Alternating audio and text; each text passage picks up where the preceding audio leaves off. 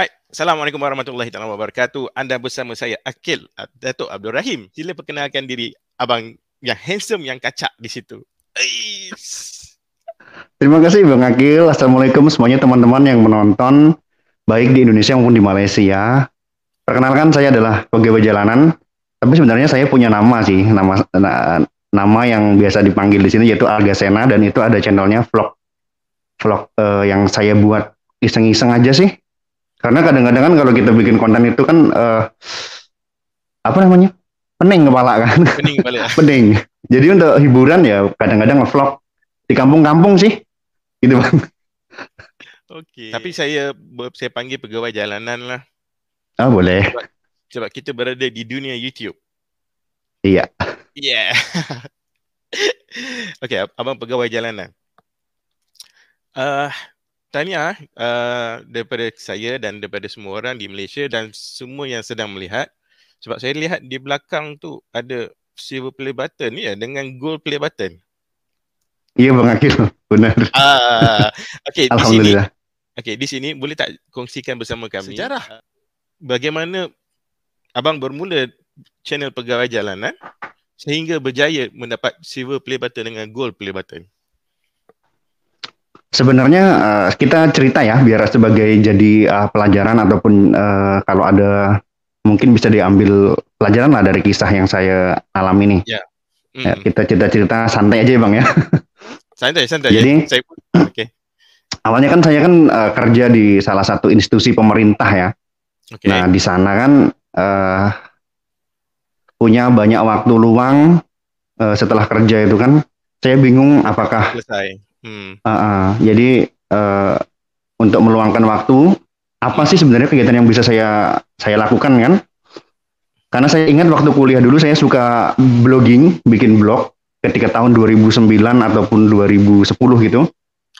Jadi saya ingat waktu itu saya blogging dan gagal jadi blogger. Jadi saya ingat hobi saya yaitu membaca buku, membaca artikel, dan suka memecahkan misteri-misteri dalam sejarah gitu kan. Jadi kira-kira nih kesimpulannya seperti apa gitu. Jadi dari situlah makanya saya cobalah saya bikin channel tentang sejarah ataupun semacamnya yang saya bisa bikin menjadi sebuah narasi yang diberikan video narasi sehingga orang yang mendengarkan bisa terbawa ke suasana pada zaman-zaman itu. Tujuannya seperti itu sih awalnya. Oke. Abang bercerita mengenai abang bermula dengan membaca buku. Iya. Membaca buku, kemudian abang cuba untuk share dengan semua orang dalam bentuk video. Iya. Dan di situnya tertubuhnya channel pegawai jalanan. Nah, tumbuhnya di situ. Kenapa saya menggunakan nama pegawai? Pegawai itu dalam bahasa Indonesia itu adalah pekerja. Pegawai itu pekerja, karyawan gitu. Jadi saya adalah karyawan sebenarnya, buruh. Jadi dari situlah kenapa ada jalanan, karena saya itu tempat kerja saya itu sangat jauh dari kota. Jadi saya harus melalui kampung-kampung yang jalannya jelek dulu ya. Jadi dari situlah saya mengambil nama itu pegawai jalanan, gitu kan. Nah terus banyak sih sebenarnya kisah kenapa yang saya bahas kadang-kadang sejarah, kadang-kadang saya menyinggung Malaysia juga. Kenapa tuh nanti saya ceritakan ya. Nanti di akhir-akhir saya ceritakan. Yang ini dulu kenapa bisa sampai dapat silver dengan gold. Sebenarnya channel pegawai jalanan itu channel yang sangat sederhana Bang. Simple. Tidak ada seperti maksudnya editingnya biasa. Tidak ada yang wah gitu kan. Tapi alhamdulillah banyak yang suka. Padahal kalau zaman modern ini anak-anak zaman sekarang itu kan banyak yang tidak suka sejarah kan, iya enggak? Banyak yang enggak suka kan? Karena kan ceritanya itu kan banyak yang dibaca gitu kan, orang kan malas itu. Sekarang kita lebih suka video-video simple kan, ataupun membaca yang clickbait macam itu. Jadi syukur alhamdulillah kenapa dengan channel yang sangat sederhana ini kok alhamdulillah banyak yang suka. Itu saya bersyukur sekali dan akhirnya dalam waktu sekitar berapa tahun ya saya mulai buat konten video itu mulai akhir tahun 2017 sampai sekarang tahun 2022 itu sekitar 8, 9, 20, 21, 22, sekitar 5 tahun berjalan channel Pegawai Jalanan ini. Wih, kejap. Okey. 5 tahun. Dah start bermula daripada tahun 2017. Iya, akhir 2017. Gold play button dengan silver play button. Iya. Dalam masa 5 tahun. Masih 5 tahun. Itu sangat lambat sekali, Bang. Karena Abang sudah tahu sendiri kan, sejarah itu peminatnya sedikit. Jarang peminat sejarah. Lambat sekali 5 tahun itu. Okey. Saya ada lihat abang punya channel Pegawai Jalanan. Dia memang sejarah merangkumi semua ya. Sejarah Islam, semuanya. Sejarah Indonesia semua ya. Wih, ya Allah. Ada lagi info-info lagi yang boleh dikongsikan dengan subscriber dengan viewers mengenai channel Pegawai Jalanan. Oke, dari situ ya. Kenapa konten di Pegawai Jalanan itu setiap menyinggung Malaysia itu tidak pernah kami menjelekkan ataupun kami merendahkan ataupun kami melakukan provokasi untuk biar Malaysia itu sebagai konten. Kan kebanyakan kan dari dulu itu kan provokasi ada ya di YouTube. Malaysia begini itu kan biar ratingnya naik kan, jadi yang nonton banyak kan, banyak emosi tuh kan. Nah, kenapa saya memilih lebih suka dengan kampanye yang saya bawa ini persahabatan dengan Malaysia? Kenapa? Ini nanti saya akan ceritakan sejarahnya nih. Okay. Jadi ini saya ceritakan ke teman di YouTube yang secara langsung ya. Okay. Jadi begini Bang, awalnya itu saya benci dengan Malaysia, jujur ya Bang ya. Awalnya benci dengan Malaysia. Itu dulu karena provokasi yang ada di internet. Itu. Nah jadi gini Bang, saya ceritakan dari awal. Okay. Ayah saya pernah dipenjara di Malaysia. Bukan kasus kriminal Bang ya, itu bukan kasus kriminal, tapi tenaga kerja yang ilegal, artinya tenaga kerja yang tidak sesuai dokumen-dokumennya, ya kan? Paham. Oke. Jadi waktu itu saya masih SMP, yaitu junior high school, masih SMP, sekitar tahun 2002 sampai tahun 2005. Saya lupa tahunnya tahun berapa, tapi antara tahun itu. Jadi kami di Indonesia itu kan di tempat kami itu kan pedesaan kan agak sulit. Sebenarnya tidak sulit-sulit benar sih kalau untuk bertahan hidup ya, karena kami bertani untuk kebutuhan sehari-hari kan. Jadi ayah kepengen merantau ke negeri tetangga untuk mencari nafkah untuk keluarga, pasti begitu kan. Nah, saat itu kan saya masih remaja ya, belum tahu lah. Jadi ada agen datang menawarkan pekerjaan dengan gaji sekian, menggiurkan kan, akhirnya ayah saya berangkat dengan dijanjikan dokumen akan diurus oleh agen. Seperti itu. Ternyata setelah 3 bulan bekerja, ternyata dokumen yang digunakan ayah saya untuk masuk ke Malaysia itu ternyata tidak benar, tidak dibenarkan, karena visanya kalau nggak salah nih, visanya itu adalah visa kunjung atau hanya sebagai pelancong sebenarnya, tapi di sana digunakan untuk bekerja. Artinya itu kan melanggar hukum ya di Malaysia kan. Selama 3 bulan bekerja, akhirnya bersama teman-temannya itu ditangkap polis dengan immigration kalau nggak salah waktu itu. Sebenarnya ayah saya tidak tertangkap pas ada penggerebekan itu, Bang Akil. Jadi pas ayah saya banyak semua karyawan libur, ayah saya masuk kebun. Ternyata teman-teman yang di camp itu dibawa sama polis, sudah ditangkap semua. Jadi bapak saya bersama beberapa temannya itu sebenarnya lolos dari penangkapan, tapi kawan-kawan semua sudah ditangkap katanya kan. Jadi ngapain saya nggak? Jadi ayah saya itu menyerahkan diri akhirnya. Jadi jadi pernah saya bikin video Bang, dan udah saya upload di channel Arga Sena dalam pengalaman ayah saya tersebut. Udah saya upload di sana, dan saya sekalian mau klarifikasi nih. Kan ayah saya kan pendidikannya rendah, jadi mungkin dia tidak bisa membedakan antara Sarawak dengan Sabah. Jadi dikiranya itu Sarawak tempat dia bekerja itu Sabah, ternyata bukan. Setelah saya cek kan, saya cari-cari, ayah saya bilang ditahan di kantor apa namanya tuh? Balai Polis Mukah. Balai Polis Mukah. Nah, itu ada di Sarawak kan. daerahnya tepi-tepi pantai gitulah kan. Ternyata di Sarawak. Nah terus 1 bulan ditahan di situ, terus masuk pengadilan kan, dijatuhi hukuman 6 bulan penjara. Jadi total di dalam tahanan itu ada 7 bulan. Setelah itu dideportasi pulang ke Indonesia dan bertemu lagi dengan kami sekeluarga. Nah dari pelajaran itu ayah saya tidak pernah mengajarkan kepada saya untuk membenci Malaysia. Dia sadar ayah ini salah karena tidak mengerti dokumen tadi. Kalau mengerti kan ini tidak benar ini, kenapa kok cuman kunjung izinnya ini bukan izin bekerja gitu kan. Kalau dia mengerti kan Pak, ayah saya tidak paham itu kan. Nah karena saya masih remaja, saya jengkel nih, sakit hati saya. Ayah saya di penjara, cari duit kok di penjara gitu kan, namanya orang tidak mengerti kan. Jadi begitu saya SMA yaitu senior high school, saya mengenal dunia internet kan. Nah disitulah saya mulai berdebat dengan orang-orang dari Malaysia itu kan. Ada namanya dulu itu tahun 2000 berapa ya, 2006 sampai 2008 itu saya di SMA itu ada yang namanya website namanya Topics apa gitu. Topics pernah lihat nggak? Nah di situ tuh tempatnya orang Indonesia dan Malaysia saling caci memaki. Ada di situ. Iya bang, jadi saya ikut di situ dan saya di situ menemukan artikel hoax, ini hoax ya. Dan saya baru tahu setelah saya itu sudah berpikir kritis, sudah kuliah waktu itu. Dan ini hoax.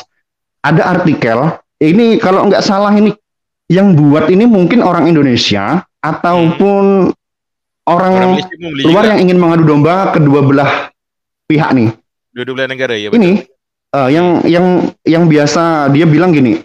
Jadi dia kayak bikin apa namanya tuh? Bikin bahasa Melayu Malaysia itu aneh. Jadi kita ketawa kan? Tertawa kita melihatnya. Contohnya Kementerian tuduh menuduh. Pernah dengar nggak? Kementerian tuduh menuduh, hospital korban lelaki, terus hentak-hentak bumi, bersetubuh dengan bumi. Itu dulu kami percaya dulu, ya kan? Oke. Setelah kuliah nih bang ya. Jadi saya percaya dengan kabar hoax itu kan. Setelah kuliah ilmu semakin bertambah, berpikir kritis semakin kuat, terus semakin ilmiah kan. Akademik makin bagus. Akhirnya saya tahu bahwa itu hoax. Itu kabar tidak benar dan itu sangat memalukan sekali sih. Memang sih saya akui kalau emang itu orang Indonesia yang buat. Dia itu nasionalismenya sangat tinggi, cuman salah, bukan seperti itu caranya kan. Bukan seperti itu caranya. Nasionalisme tinggi itu jangan bikin kabar hoax, tapi ya digunakan dengan kabar-kabar yang benar, dengan fakta yang benar kan. Yeah. Kalau ingin berdebat kan seperti itu kan. Menggunakan fakta yang benar, iya dong. Betul. Nah terus pada tahun 2011, nih bang, tahun 2011, ternyata kampus itu mengadakan studi banding di Sarawak. Jadi saya masuk ke Malaysia. Tahun 2011, awal tahun saya masuk Sarawak, di salah satu rumah sakit di sana. Jadi kami kayak studi banding itu apa ya bahasa di Malaysianya ya? Komparatif studi kah? Komparatif studi kah? Kita belajar pokoknya di tempat lain gitu. Nah jadi saya sampai di sana dan dapat homestay kan. Sampai di sana kok nggak ada nih orang-orang yang tadi, yang dulu waktu saya masih sekolah itu ada caci memaki segala macam. Saya merasa datang di Kuching itu macam tidak kemana-mana, masih macam di Indonesia rasanya. Karena orang Sarawak ini bahasanya itu logatnya mirip dengan orang Kapuas Hulu, orang Iban dengan orang Melayunya itu logatnya itu macam orang Sarawak, mirip sekali. Jadi saya merasa tidak kemana-mana lah, masih di tempat saya sendiri gitu kan. Jadi tidak merasa asing saya di Sarawak itu kan. Nah terus saya belajarlah di sana, di rumah sakit itu. Nah memang memang pelayanan yang ada di sana lebih baik lah ya. Kita memang harus akui itu. Karena saya mengalaminya sendiri. Pelayanan lebih baik, terus teknologinya juga banyak lebih baik. Makanya kenapa kampus kami mengirim kami ke sana kan. Selain lebih dekat dari Kalimantan Barat kan. Terus banyak ilmu juga yang bisa kami dapat di sana. Ternyata baru 1 hari berjalan di rumah sakit hospital itu, baru 1 hari berjalan saya sudah bertemu dengan 3 pasien dari Indonesia. Ternyata banyak orang Indonesia yang berobat di situ, Bang Akil. Ini kan membuktikan sekali bahwa memang pelayanannya lebih baik. Ini bukan maksudnya ingin merendahkan pelayanan di kita sendiri ya. Maksudnya itu kita bisa belajar dari negara tetangga. Itu baru cash di rumah sakit ya, atau di hospital ya. Hospital ya. Ini masih banyak sekali yang nanti bakalan merubah mindset saya waktu saya berkunjung ke Kucing. Oke, dari situ jadi saya keluar ke waterfront, jalan-jalan di tempat wisatanya kan. Saya melihat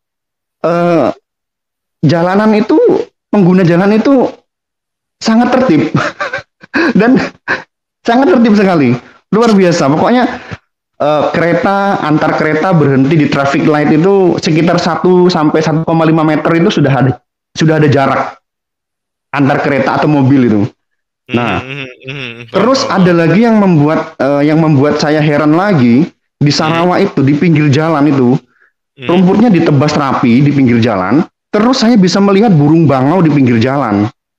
Wih, ada burung jalak, ada banyak sekali burung-burung. Dan memang saya bertanya dengan sopir driver kami yang orang Sarawak itu, memang di sana dilindungi dan katanya tidak boleh memiliki senapan angin ya untuk menembak burung-burung. Itu emang dilarang, iya kan? Dilarang. Nah, iya betul. Jadi saya berpikir begini kan, kenapa kita harus belajar jauh-jauh? Dengan negara tetangga sendiri aja, negeri jiran kita aja kita bisa belajar kan? Kenapa kita harus ego, bah? Kita hebat, kita apa segala macam? Kita sama-sama, bah. Jadi akhirnya pola pikir saya yang tadinya jengkel segala macam tuh karena sering berdebat kan, itu hilang. Oh, tidak benar nih. Kita harus mengambil sisi positif yang lain yang bisa kita ambil, yang bisa kita contoh. Begitu, Bang. Oke, saya paham nih. Dan juga secara kesimpulannya di sini, kamu buatkan dia sebagai satu video dan masukkannya di dalam channel kamu. Iya, bener. Makanya kalau abang lihat di channel Pegawai Jalanan, awal-awal itu pernah membahas tentang beberapa kelebihan Malaysia di bidang kesehatan dan segala macam. Terus tentang ini juga, tentang masalah isu-isu klaim budaya segala macam, itu saya sebenarnya kurang setuju sih. Karena apa? Karena contoh aja ya, Indonesia Malaysia belum wujud itu, sudah banyak orang-orang yang bertukar, baik dari Jawa ke Malaysia maupun sebaliknya, atau dari Sumatera ke Malaysia atau sebaliknya. Dan itu banyak sekali suku-suku yang berhijrah ke sana, ke Semenanjung atau kemana kan? Itu kan pasti mereka membawa budaya dari masing-masing suku yang hijrah ke sana kan, yang berpindah. Apakah kita melarang, umpamanya ada orang Jawa di Johor, dia terus melestarikan budaya mereka seperti reok atau segala macam kan? Mereka melestarikan itu, apakah kita, kalau saya pribadi sih enggak ya, saya malah bangga orang Jawa di sana masih mengaku sebagai orang Jawa, tetap menjalankan ataupun tetap memelihara budaya yang mereka bawa dari Indonesia, dari Pulau Jawa maksudnya. Begitu juga dengan orang Tionghoa atau orang Chinese, mereka tetap mempertahankan budaya yang mereka bawa kan dari Tiongkok daratan kan, seperti barongsai, lampion-lampion segala macam, tapi tidak pernah ribut gitu loh. Itu baru ngomong dari suku Jawa, belum lagi suku Mandailing, suku Minang, bahkan Melayu sendiri. Kalau di kami kan Melayu suku ya, itu ya tersebar di mana-mana kan. Di Pulau Sumatera, di Pulau Kalimantan, bahkan di Pulau Jawa aja ada kampung Melayu. Di Pulau Jawa itu ada kampung Melayu. Begitu juga di Sarawak ada kampung Melayu kan. Jadi apa yang mau kita ributkan gitu loh? Kita tuh hanya terpisah karena politik berbeda negara, itu aja sih. Sebenarnya kita sama aja. Betul. Iya kan, Bang? Jadi dari hal-hal itu, buat apa sih kita ribut-ribut terus? Tidak ada gunanya buat kita bersama, tidak ada untungnya. Makanya selain saya membahas sejarah, begitu saya menyinggung Malaysia tadi, saya melawan apa yang sudah saya lakukan dulu. Ribut-ribut itu saya melawan itu. Saya rubah sekali. Begitu, Bang. Selama berapa tahun di masa, minta maaf saya tanya soalan, di SMP. Okey? SMP. Selama berapa tahun kamu? Saya sebelum kuliah itu sekitar 5 tahun saya masih berpikir kolot, masih berpikir jelek. Itu sekitar 5 tahun. SMP sekitar 2 tahun, SMA sekitar 3 tahun. Kuliah saya kuliah kan diploma itu tiga tahun kan. Berarti pas kuliah itu saya sudah mulai berkurang sebenarnya, sudah mulai berkurang tentang berpikir jelek. Karena apa? Karena di kampus itu kan diajarkan caranya berpikir yang benar ya, berpikir kritis. Jadi ini informasi benar nggak sih gitu kan? Ternyata informasi tadi banyak yang hoax. Nah, ditambah lagi begitu saya studi banding di Sarawak itu, semuanya langsung nampak secara bukan lagi lewat bacaan ya, langsung interaksi dengan masyarakat setempat.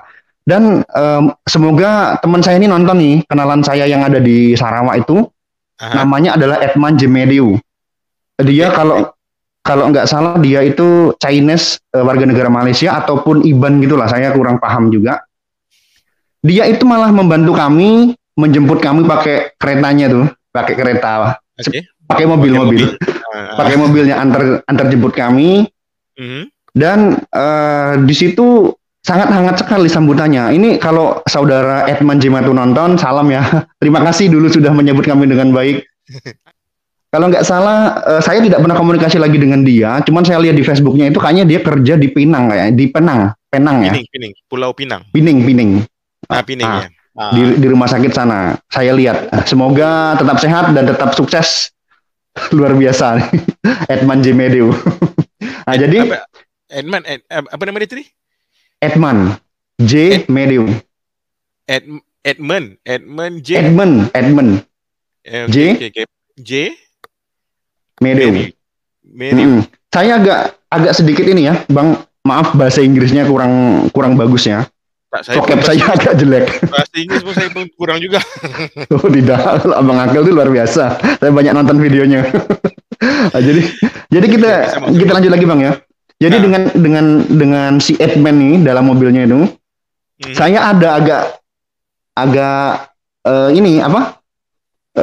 tertarik dengan di mobilnya itu, di kacanya depan belakang itu ada lambang P, simbol P. Simbol P ya, percobaan. P. Saya pikir kalau di Indonesia itu kan P itu kan tempat parkir ya atau parking area ya. Jadi saya bertanya dengan dia, loh, apa maksudnya? Bro, ini kok tempat parkir di sini? Jadi terus saya lihat lagi di sepeda motor orang jalan lagi di mobil lain tuh ada kan. Jadi saya bertanya dengan dia kan, bro, ini kok tempat parkir di sini? Oh itu bukan tempat parkir kata dia kan. Ini nih percobaan katanya. Jadi orang yang mau mendapatkan driving license atau SIM, surat izin mengemudinya itu ada masa percobaannya kan. Yaitu dikasih lambang P itu. Bener nggak? Tolong diklarifikasi Bang. Bener nggak? Kejap. Saya tertarik tadi ya, SIM, SIM, surat izin mengemudi. Mengemudi. Oh. Iya. Kalau kami di Indonesia dipanggil SIM, sebutnya SIM, driving license tuh. Driving license, oke. Apa soalan tadi? Minta maaf. Ini ya. Soalan. Di Malaysia itu kata dia kalau ada mobil atau motor, sepeda motor itu ada lambang P-nya itu artinya dia masih percobaan. Betul. Sebelum mendapatkan surat SIM tadi, driving license. Bener nggak Bang? Driving license benar betul. Percobaan saya bener kan? Benar. Saya pun lupa dah berapa lama itu Bang? Berapa lama itu? Saya lupa dalam 6 bulan. Iya, lama juga ya kalau 6 bulan. Jadi berapa bulan itu? Saya pun lupa aja. Jadi dia bilang kalau seandainya dalam masa percobaan itu ada masalah di jalan raya, melanggar traffic atau melanggar lalu lintas saja kan, nah itu bisa dicabut, tidak bisa dapat driving license tadi kata dia gitu kan. Wih berat juga ya. Jadi itulah cerita dengan Edman ya. Edman. Iya. Nah, jadi setelah itu kembali ke Indonesia, paradigma saya tentang Malaysia itu berubah. Jadi kita tuh jangan sampai berpikir negatif terus ya. Kita harus ambil yang positif. Memang kedua belah negara itu punya kelebihan dan kekurangan. Itu pasti punya kelebihan dan kekurangan. Tapi kita ambil yang positif. Yang positif kita ambil, yang negatif kita buang. Seperti itu. Ya kan ada pepatah gini Bang. Segemuk-gemuknya ikan ada tulangnya. Sekurus-kurusnya ikan ada dagingnya. Ambil yang baik, buang yang buruk. Makan dagingnya lah, buang tulang-tulangnya gitu loh maksudnya. Jadi kalau kita punya pandangan seperti itu kan, kita akan berpikir positif. Semua orang tuh punya semua orang itu pasti punya hal yang positif atau hal yang bisa menjadikan segala sesuatunya positif. Bisa kita ambil yang negatif, kita buang, jangan kita contoh. Jadi dari situlah saya tidak mau lagi gini apa bikin hal-hal yang tidak penting. Jadi kalau seandainya gini loh Bang, dampaknya akan bagus sekali Bang di kawasan kita kalau rakyatnya itu tidak saling begaduh kan. Betul. Ekonomi bagus, kita saling menguntungkan. Malaysia mengekspor makanan ke Indonesia, banyak kok jajanan-jajanan kue-kue dari Malaysia yang kami makan di sini. Saya suka sekali roka, itu buatan Malaysia itu. Coklat yang bulat-bulat kayak bola itu. Itu buatan Malaysia. Begitu juga di Malaysia kan pasti kan ada gak mengimpor barang dari Indonesia kan, produk-produk dari sini. Banyak sangat. Belum lagi tenaga kerja Indonesia yang ada di Malaysia itu kan berapa banyak, kan banyak sekali. Jadi ada saling timbal baliknya lah. Kan lebih bagus seperti itu. Kalau kita ribut, lihatlah sekarang Ukraina dengan Rusia, apa yang terjadi? Yang jadi korban siapa? Rakyat. Ya rakyat, bagaimana lagi? Makanya kita harus orang-orang seperti kita yang punya pemikiran positif itu ya kita jaga bener-bener gitu loh. Lebih baik bersahabat. Dari situlah Bang, akhirnya banyak konten-konten yang kami buat. Ya walaupun tidak begitu akurat ataupun gimana, tapi intinya saya tujuannya ya ingin lebih mempersatukan lah untuk bersahabat dengan negeri jiran. Seperti itu. Satu lagi saya lihat channel Pegawai Jalanan ni education. Iya Bang.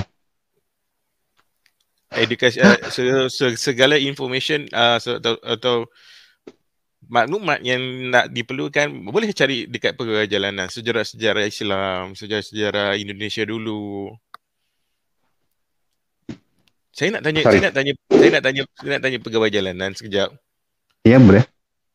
Satu video ambil berapa masa lama untuk siapkan? Cukup lama. Jadi kami kalau bikin video itu kan yang pertama kita harus riset materi dulu kan. Setelah riset materi, kita harus menyusun narasi yang harus kita gunakan, kesimpulan apa yang bisa kita bagikan kepada penonton biar tidak terlalu lama. Yang ketiga kita harus recording voice over gitu. Voice over kita recording, baru kita susun menjadi sebuah video. Jadi butuh waktu sekitar, kalau normalnya itu sekitar 3-4 hari satu video. Tapi kan saya kan tidak 100%. Kalau saya dari pagi sampai sore cuman ngerjain channel Pegawai Jalanan mungkin ya tidak selama itu. Saya kan di waktu-waktu luang saya aja. Saya karena saya kan bekerja juga kan. Jadi tidak bisa lah 100% waktu saya untuk menghadap laptop kan. Begitu. Kepada subscribers viewers yang hendak buat channel ataupun sama macam Pegawai Jalanan, dengar tadi. Ambil 3-4 hari untuk siapkan, pastikan semua sumber semua pastikan betul. Lepas tu voice over tadi semua betul. Iya. Itu informasi yang bagus. Kita pergi kepada soalan yang seterusnya. Saya nak tanya Pegawai Jalanan, beberapa channel pegawai Muslim, pegawai apa lagi? Histeria. Adakah itu di bawah Pegawai Jalanan juga? Oh iya. Jadi setelah tahun 2022 ini atau 2020 itu saya mulai merekrut kru. Jadi kru itu sebenarnya masih keluarga saya sendiri sih, dari adik sama keponakan. Jadi mereka yang mengelola dan sekarang ini yang membuat materi itu bukan saya lagi kan. Jadi kru kami yang membuatnya kan. Paham. Ada berapa channel? Ada. Kalau channel yang aktif itu hanya 3 sih. Pegawai Jalanan, Pegawai Muslim dengan Argasena, hanya 3 itu. Sisanya kami belum mampu. satu video Pegawai Jalanan aja butuh 3 hari kan. Tapi mungkin nanti kalau ada tambah kru lagi mungkin bisa jalan sih yang lainnya. Ada lagi? Ada channel yang kita pergi ke salah yang seterusnya. Adakah ada perkembangan terbaru Pegawai Jalanan? Mungkin ada channel paling baru ke yang kami belum tahu, yang boleh share dengan kita, kongsikan dengan semua orang? Tak ada? Tak ada sih. Ada pun masih belum Kalau ada pun masih belum aktif bang. Jadi biarkan saja dulu. Biarkan saja dulu dia. Pergi soalan yang seterusnya, pegawai jalanan mengenai Malaysia. Iya. Tadi pegawai jalanan dah cerita sepanjang pegawai jalanan berada di Malaysia, di Sarawak terutamanya ya. Okey. Kita pergi kepada makanan dan minuman. Apa yang best?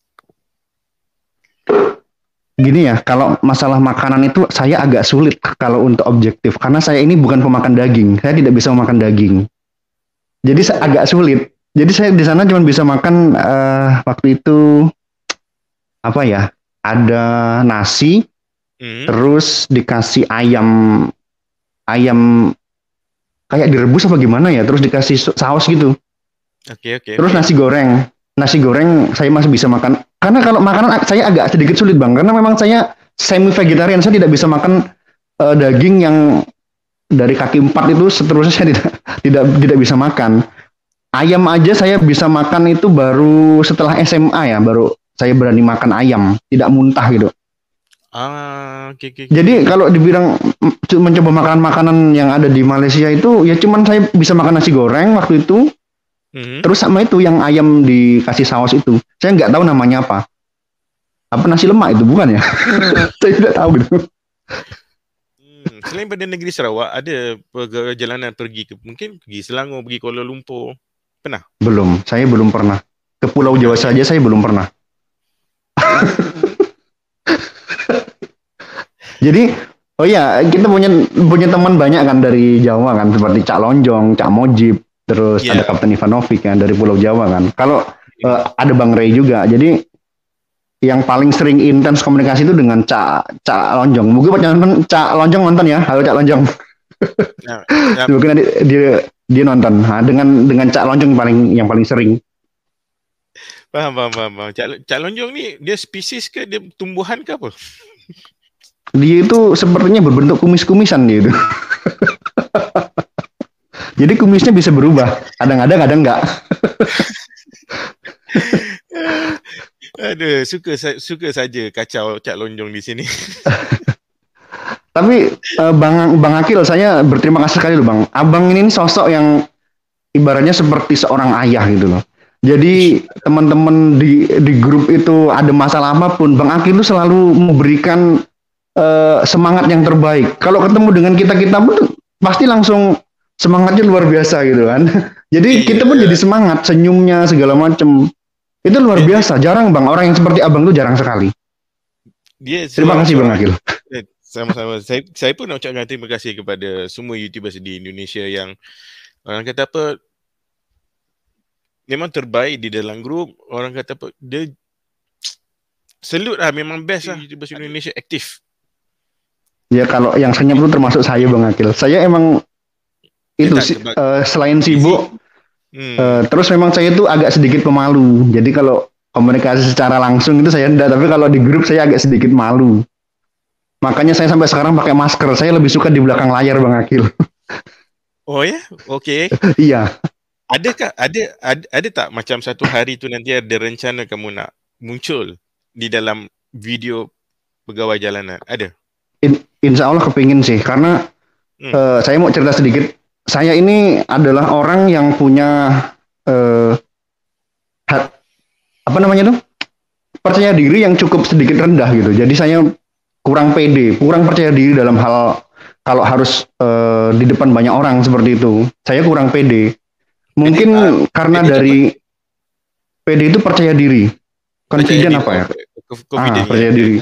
Pegawai jalanan. Yang soalan yang terakhir, boleh pegawai jalanan sharekan semua kepada semua lah yang sedang menonton video ni sedikit nasihat, kata-kata terutamanya YouTubers. Oke. Bagi teman-teman ataupun sahabat-sahabat yang ada di Malaysia maupun Indonesia yang ingin mencoba menjadi konten kreator di YouTube, satu saja sih. Yang pertama itu harus konsisten. Jangan pernah kita tidak konsisten. Kita harus mempunyai jadwal. Dalam waktu setahun kita harus punya jadwal. Kita harus konsisten, sabar. Dan yang ketiga, jangan pernah berpikir dari segi keuangan. Jadi apapun jangan pernah kita kalkulasikan dengan uang. Jangan pernah. Jadi kita kerja aja, kita nikmati aja apa yang kita kerjakan. Nanti insya Allah suatu hari apa yang kita kerjakan itu akan ada hasilnya. Itu sudah dipastikan sekali kok sama Tuhan. Betul, apa yang kita kerjakan pasti akan ada hasilnya untuk kita, seperti itu, Bang Akil. Itu dia guys, subscribers, viewers. Dah dengar nasihat daripada pegawai jalanan.